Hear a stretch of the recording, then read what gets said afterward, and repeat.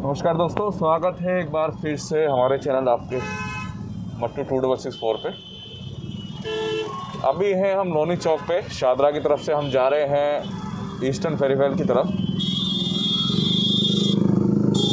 और जो आज हमारा ब्लॉग है वो है दिल्ली से चंडीगढ़ का। अभी हम शादरा से लोनी चौक होते हुए ईस्टर्न फेरीवेल एक्सप्रेसवे पे चढ़ेंगे और वहाँ से फिर हम अलीपुर उतरेंगे।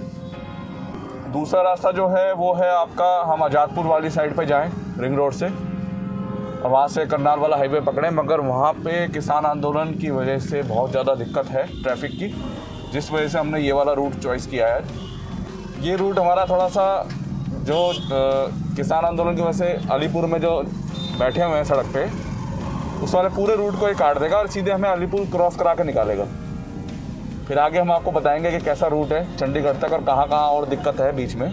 अभी जो समय हुआ है वो हुआ है लगभग दिन का 12:25। पूरे ट्रैफिक टाइम पे आज हम बना रहे हैं ये ब्लॉग। दिल्ली से हम आपको पूरी दूरी बताएंगे कितनी दूरी है। वैसे गूगल मैप पे तो 250 किलोमीटर शो कर रहा है, अगर आपको एग्जैक्ट हम बताएंगे वहाँ पहुँच कर के कितनी दूरी है यहाँ से चंडीगढ़ की। लोनी वाले कट से अगर हम सीधे ईस्टर्न फेरीवेल एक्सप्रेसवे पे जुड़ के निकले अलीपुर से, चाहे हमें अम्बाला जाना हो, चाहे हमें जम्मू जाना हो, चाहे अमृतसर, चाहे लुधियाना, तो हम किसान आंदोलन का जो रूट बंद है, जो डाइवर्ट है, उससे बच सकते हैं थोड़ा सा। और यहाँ आने के लिए शादरा से अगर जाना तो भी हम यहाँ से जा सकते हैं, अक्षरधाम साइड से आएँ तो भी यहाँ से जा सकते हैं, नोएडा साइड से आएँ तो भी हम यहाँ से निकल सकते हैं, यहाँ मुरादनगर से भी ईस्टर्न फेरीवेल पर चढ़ सकते हैं। हम चढ़ेंगे आज बागपत वाले से। थोड़ा सा जाम मिलता है, ट्रैफिक स्लो मिलता है, मगर ये रूट सही रहेगा फ़िलहाल। अम्बाला जाने के लिए, पानीपत जाने के लिए, सोनीपत जाने के लिए, अमृतसर, लुधियाना, मतलब दिल्ली को क्रॉस करने के लिए ये सबसे बेस्ट रूट है अभी फ़िलहाल। लोनी क्रॉस करने के बाद रोड तो काफ़ी अच्छा बन गया पहले के मुकाबले। जैसे कि बताया जाता था पहले गड्ढे वड्ढे बहुत हुआ करते थे। मैं लगभग 2 से 2.5 साल पहले आया था इस रोड से, बहुत ज़्यादा गड्ढे थे। मगर अब जैसे कि दिख रहा है कि अच्छी खासी चौड़ाई भी कर दी है और ट्रैफिक भी लोनी क्रॉस करने के बाद स्मूथ ही चल रहा है। गाड़ी की अभी स्पीड चल रही है 50 किलोमीटर प्रति घंटा के हिसाब से।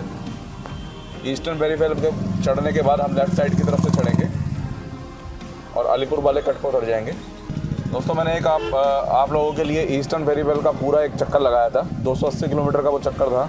अगर आप लोगों ने वो वीडियो नहीं देखी होगी तो मैं डिस्क्रिप्शन पर लिंक दे दूँगा, आप देख सकते हैं उस वीडियो को भी।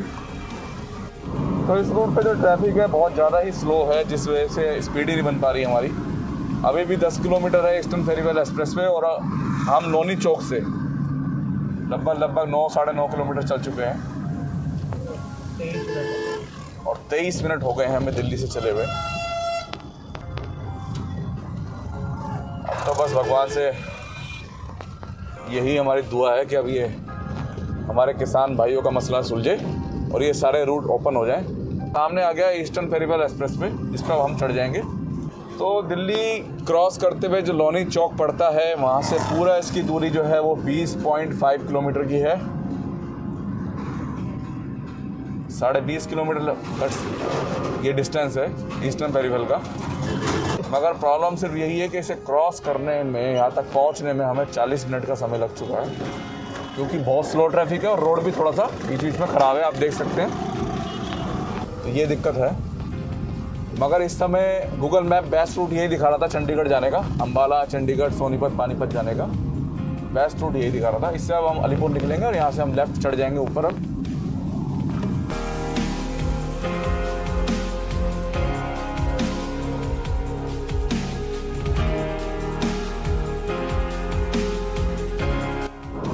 तो इसके चढ़ने के ऊपर फिर 9 किलोमीटर बाद ही ठीक ये टोल प्लाजा आ गया है।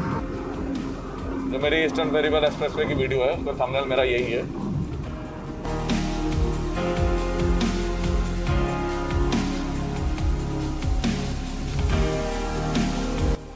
हमारे हिंदुस्तान में आप ड्राइविंग का स्टाइल देखिए, मतलब फास्ट लाइन में और ओवरटेकिंग लाइन में ट्रक चल रहे हैं और हमें ओवरटेक करना पड़ रहा है लेफ़्ट साइड जाकर, जो स्लो लाइन है उस पर।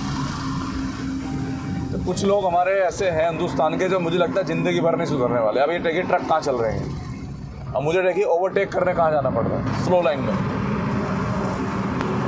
आपको दिखाता हूँ, ये लाइन जो है 120 किलोमीटर प्रति घंटा है। इसकी बगल वाली 100 किलोमीटर प्रति घंटा है और सबसे कॉर्नर की जो है ये 60 किलोमीटर प्रति घंटा है।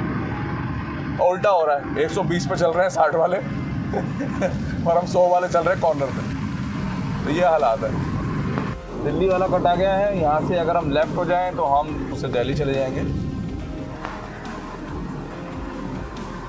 हमें जाना है पानीपत। दिल्ली वाला कट पीछे चला गया। अब हम इस वाले कट से लेफ़्ट हो जाएंगे पानीपत वाले के लिए और हम NH1 से लिंक हो जाएंगे।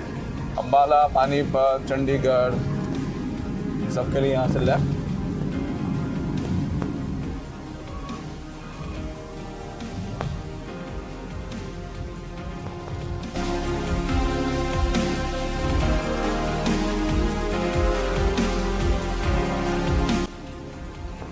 थोड़ा ट्रैफिक इस पर स्लो लग रहा है मुझे और मुझे लगे यहाँ पे किसान बैठे हुए हैं हमारे। ये देखिए दोस्तों, आपको सामने दिख रहा होगा, यहाँ पे किसान बैठे हुए हैं सब जगह। तो अब गाड़ी ने भी थोड़ी सी गति पकड़ी है और काफ़ी अच्छा लग रहा है। काफ़ी दिनों बाद हम यहाँ से निकल रहे हैं। लास्ट टाइम दोस्तों पता है हम कब यहाँ कब आए थे? सितंबर 2020 में, जब हमने बाइक से दिल्ली से वैष्णो देवी का टूर बनाया था। हम दोनों भाई बाइक से गए थे अपनी सुजुकी इंट्रूडर से। हाईवे तब खाली था क्योंकि उस समय भी लॉकडाउन चल रहा था कई राज्यों में। तो आज इतने दिनों बाद इस हाईवे से जुड़े हैं तो बड़ा अजीब सा लग रहा है क्योंकि हम पिछले 1 साल से वैष्णो देवी भी नहीं गए हैं। कुछ ना कुछ दिक्कतें आ जाती हैं कई बार। पीछे एक्सीडेंट वगैरह उस वजह से भी हम नहीं जा पाए। 1.5 महीने तक हम दोनों भाई घर पे रहे। आपको एक चीज़ कहना चाहूँगा कि आज की तारीख में थोड़ा सा सख्ती बढ़ा दी गई है। एक तो पॉल्यूशन चेकअप के लिए, जैसे गाड़ी का पॉल्यूशन बहुत चेक हो रहा है हर जगह, और दूसरा स्पीड लिमिट बहुत भयंकर तरीके से चेकिंग हो रही है। हर एक रूट पे चेक हो रहा है। NH24, NH1, NH57, इन पे मैं अभी पिछले 1 महीने में गाड़ी मैंने चलाई है तो हर 20 से 25 किलोमीटर बाद स्पीड वाले खड़े रहते हैं। अब पॉल्यूशन तो इतना चेक हो रहा है गाड़ियों का कि पूछो मत। तो आप लोगों से मैं कहना चाहूँगा कि आप भी थोड़ा सतर्क रहें, अपने पॉल्यूशन और पेपर्स वगैरह पूरे रखें, जिससे कि आप लोगों को दिक्कतों का सामना ना करना पड़े कहीं। तो हम सोनीपत पहुँचने वाले हैं फ़िलहाल, और बीच बीच में ये पुलों का काम जो काफ़ी समय से चल रहा था ये अब कंप्लीट होने के कगार पे है और मुझे लगता है महीने भर के अंदर कंप्लीट हो जाएगा। तो फिर थोड़ा सा और गति मिल जाएगी इस हाईवे को। तो दोस्तों सोनीपत के टोल पे पहुंच गए हैं हम। सोनीपत टच कर गए हैं। टोल सारे बंद हैं फ़िलहाल। किसान आंदोलन तो चल रहा है, उसकी वजह से पिछले 1 साल से टोल बंद है। तो आपको यहाँ से लेकर जम्मू तक कहीं भी टोल नहीं मिलेगा।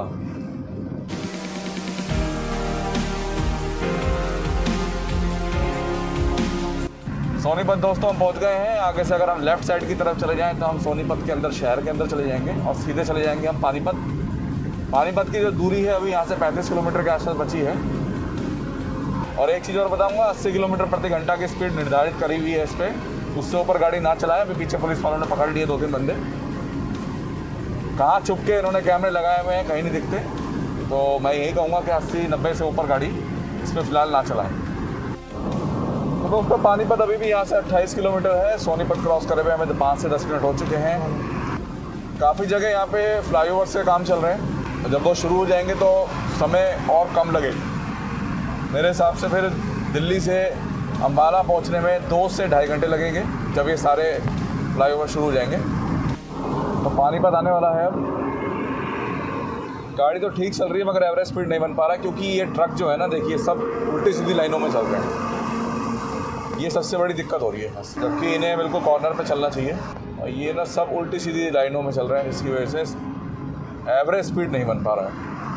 और एवरेज स्पीड नहीं बनता तो समय लग जाता है ज़्यादा। गाड़ी को कितना मूव करना पड़ रहा है, कॉर्नर वाली लाइन पे लेके जाओ, फिर सबसे इधर वाली कॉर्नर वाली लाइन पे लेके आओ। तो अभी तक बस ये दिक्कत लगी है, बाकी तो सब ठीक ही है।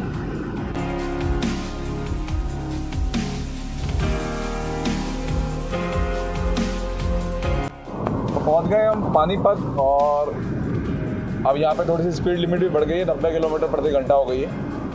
हमने बढ़ा दिया 10 किलोमीटर और।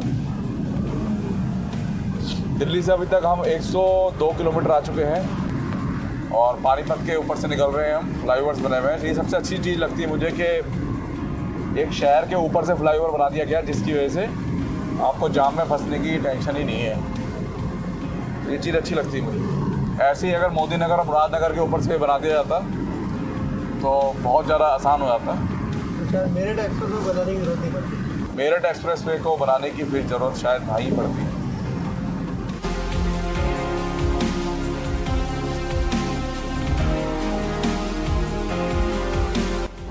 पानीपत कर दिया है हमने क्रॉस, और अगर मुझसे सही मायने में पूछा जाए तो दिल्ली के बाद, पानीपत के बाद ही ये हाईवे स्पीड पकड़ता है।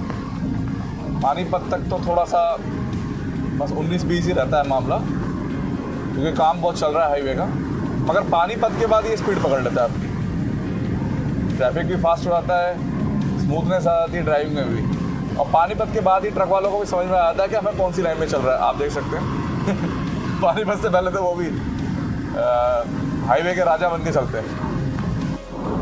तो लेफ्ट कट जाएगा गरुंडा, कुरुक्षेत्र सीधा, करनाल सीधा, अम्बाला कैंट सीधा।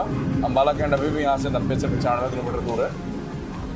अगर यहाँ से हम लेफ्ट हो जाएं, सर्विस लाइन से जाएं, तो हम गरुंडा की तरफ चले जाएंगे। स्पीड लिमिट अब है पानीपत के बाद से 90 किलोमीटर प्रति घंटा। करनाल पहुँचने वाले हैं दोस्तों हम, 5-10 मिनट का समय और लगेगा। एवरेज स्पीड थोड़ा सा कम बन पा रही है, जिस वजह से क्या है कि हमें थोड़ा समय लग रहा है पहुंचने में। तो फिलहाल हम पहुंच गए हैं करनाल। स्पीड लिमिट अभी भी 90 किलोमीटर प्रति घंटा ही है, और अब हम करनाल के ऊपर से गुजर रहे हैं। यहाँ से गुजर रहे हैं वो है नमस्ते चौक, और करनाल के लिए हमें यहाँ से लेफ़्ट होना पड़ेगा अंदर, तो हम चले जाएंगे करनाल ओल्ड सिटी। लघु सचिवालय आगे है और NDRI आगे। देखिए, आप कहेंगे कि ये तो एक रेगुलर हाईवे है और काफ़ी पहले से बना हुआ है, हर कोई इस हाईवे के बारे में जानता है। तो मैं इस हाईवे को आपको क्यों दिखा रहा हूँ? मैं ये दिखाना चाहता हूँ कि नॉर्मली जब हम एक इंसान आंदोलन नहीं था तो हमें 2 से 3 घंटे लगते थे यहाँ पहुँचने में, अम्बाला तक। तो अभी जिससे भी पूछो वो कहता है यार मैं इतनी देर में दिल्ली पहुँचा, यार इतनी देर में चंडीगढ़ पहुँचा, किसान आंदोलन की वजह से डाइवर्जन है, ये है वो है। तो मैंने आपको एक ऐसा रास्ता दिखाया जिस पे आपको डाइवर्जन नहीं झेलना पड़ेगा दिल्ली से निकलते हुए। तो मेरा मकसद ये था कि आज की तारीख में हमें कितना समय लग रहा है, क्योंकि अभी भी कुछ कंफर्म नहीं है। बेशक तीनों किसान बिल जो थे वो वापसी ले लिए गए हैं, मगर अभी भी कुछ कंफर्म नहीं है कि कब तक ये आंदोलन चलेगा। तो दोस्तों, मेरठ शामली के लिए अगर हम इस फ्लाईओवर के नीचे से राइट हो जाएँ तो हम चले जाएँगे मेरठ और शामली। अब हम सीधे जाएंगे कुरुक्षेत्र के लिए। दोस्तों, मैं बता रहा था यमुनानगर का भी कट आता है यहाँ से। अगर इस फ्लाईओवर के नीचे से हम राइट हो जाएं तो हम चले जाएंगे यमुनानगर, सहारनपुर, रुड़की, हरिद्वार। हमें जाना है अम्बाला और चंडीगढ़, तो हम सीधे ऊपर से निकलेंगे फ्लाईओवर के।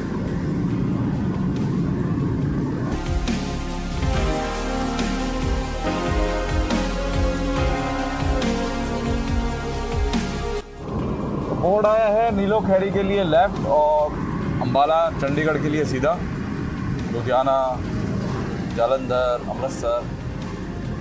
अम्बाला रह गया है यहाँ से अभी 40 किलोमीटर के आसपास, और ये एक डाइवर्जन आया है, आगे काम चल रहा है। थोड़ा सा ये जो डाइवर्जन होते हैं ना, नाइट में जब हम चलते हैं तो हम हाईवे पे चल रहे हैं 80-90 की स्पीड पे, और अचानक से ये डाइवर्जन आ जाए तो एकदम सरप्राइज़ आ जाता है ना। तो थोड़ा संभल के चले, चौकस होकर चले, क्योंकि इस हाईवे पे काम चल रहा है पूरा प्रॉपर। और ये नहीं कह सकते हम कि ये काम कहाँ तक चल रहा है। पहले ये काम सिर्फ सोनीपत तक चल रहा था, अब हमने देखा ये पानीपत तक भी आ गया, और पानीपत से आगे भी काम चल रहा है। तो थोड़ा सा संभल के चलें, ध्यान से चलें। सड़क इतनी ज़बरदस्त है ना कि पूछो मत, बिल्कुल भी ना, मतलब कहीं गड्ढे वड्ढे कुछ नहीं है, बिल्कुल फ्री वे है। ये हाईवे ना दोस्तों पूरा जम्मू तक ऐसा है। बस ये है कि जालंधर के बाद ये 6 लाइन की जगह 4 लाइन हो जाता है, बाकी पूरा जालंधर तक ऐसा है, सॉरी जम्मू तक। और जो जालंधर के बाद ये 4 लाइन में कन्वर्ट होता है तो उसमें इतनी दिक्कत नहीं होती, क्योंकि जालंधर के बाद जम्मू हाईवे पे ट्रैफिक बहुत कम रहता है, बहुत कम ट्रैफिक रहता है। तो इतना दिक्कत नहीं होती कि आपको स्पीड कम करनी पड़ रही है या कुछ, और अच्छी स्पीड मेंटेन होती है यहाँ पे, क्योंकि वो खाली रहता है।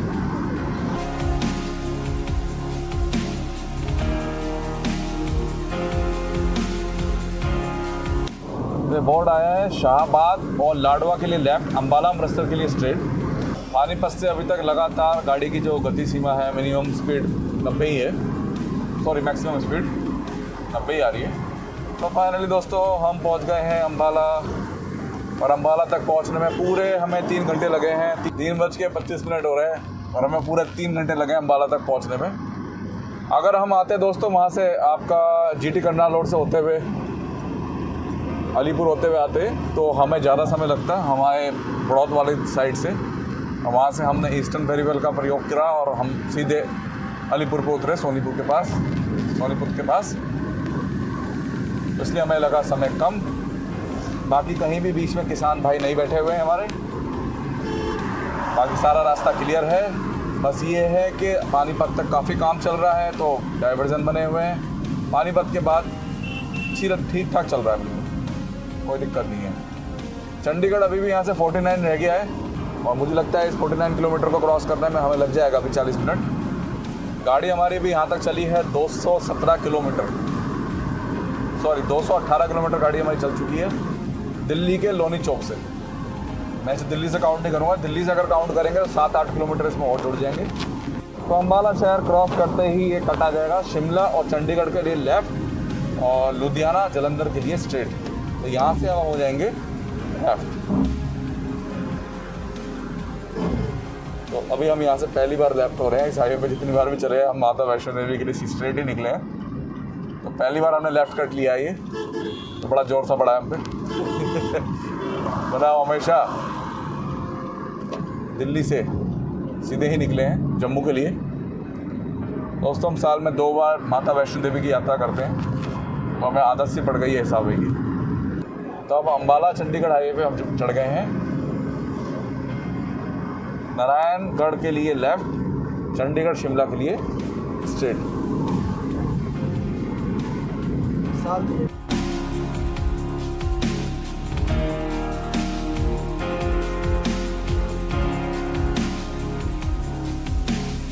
तो अम्बाला क्रॉस करते ही 6 लाइन से 4 लाइन में कन्वर्ट हो गया है हाईवे, जैसे कि जालंधर से जम्मू हाईवे है। और चेकिंग दबा के हो रही है। अभी किस चीज़ की चेकिंग हो रही है पता नहीं, हमें तो फिलहाल अभी तक रोका नहीं है, मगर जितनी HR की और PB की गाड़ियां हैं उनको रोका जा रहा है। साथ में बसों को भी रोका जा रहा है। 4 लाइन है मगर अच्छी खासी चौड़ी रोड है, वो दिक्कत वाली बात तो है नहीं। स्पीड लिमिट ज़रूर कम हो गई है, 80 किलोमीटर प्रति घंटा हो गई है। मैं अम्बाला तक पहुंचने में जो समय लगा वो 3 घंटे का लगा था, तो वो 3 घंटे में मैं आधा घंटा ही मानूंगा, ज़्यादा लगा। अगर हम इतना घूम फिर के ना आते तो शायद हमें 2.5 घंटे ही लगते दिल्ली से 220 किलोमीटर कवर करने में।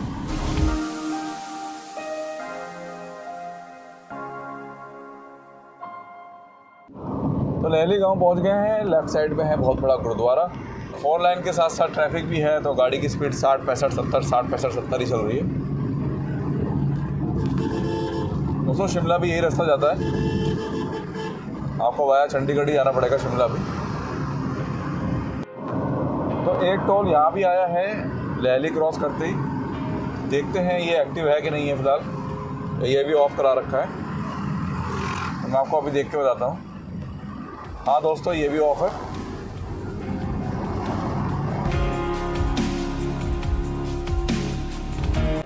तो डेराबस्सी पहुँच गए हैं हम, और अच्छा खासा बसा हुआ शहर है ये डेराबस्सी। 120 किलोमीटर शिमला है यहाँ से, 20 किलोमीटर चंडीगढ़ और मनाली 321। यानी अगर कोलूर में चाहें तो सुबह चल के शाम तक मनाली गाड़ी लगा सकते हैं। दोस्तों चंडीगढ़ से शिमला की जो दूरी है वो 100 किलोमीटर की ही रह जाती है।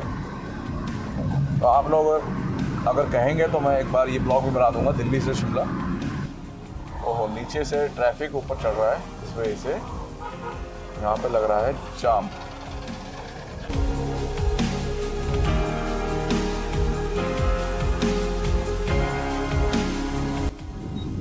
तो बोर्ड आ गया है वेलकम टू चंडीगढ़। तो हम चंडीगढ़ के जो पूरा एक कैबिन है उसके अंदर एंटर कर चुके हैं, और यहाँ हमें गति सीमा, सीट बेल्ट, मास्क, इन सब चीज़ों का ध्यान रखना पड़ेगा क्योंकि चंडीगढ़ बहुत सख्त सिटी है। और यहाँ तक जो पहुँचने में हमें समय लगा है मैं बता देता हूँ आपको। अभी जो टाइम हुआ है वो है 4:10, 4 घंटे 4:10 हो रहे हैं और हमें जो समय लगा है वो लगा है 3 घंटे 45 मिनट दिल्ली से। तो मात्र 3 घंटे 45 मिनट में हम चंडीगढ़ के अंदर आ गए हैं। अब ब्लॉग को हम अपने यहीं समाप्त कर देंगे। आशा करते हैं आप सभी को ये वीडियो पसंद आएगा। पसंद आए तो वीडियो को लाइक शेयर कीजिएगा और दोस्तों ये भी कोशिश कीजिएगा कि हमारे चैनल को आप सब्सक्राइब करें, क्योंकि हमारी वीडियो से व्यू तो बहुत आते हैं मगर सब्सक्राइबर हमारे बहुत कम है। तो आपसे रिक्वेस्ट है, अगर आप हमारे वीडियो देख रहे हैं पहली बार तो हमारे चैनल को सब्सक्राइब कीजिएगा प्लीज़। धन्यवाद दोस्तों, आप सभी का बहुत बहुत धन्यवाद हमारी वीडियो देखने के लिए।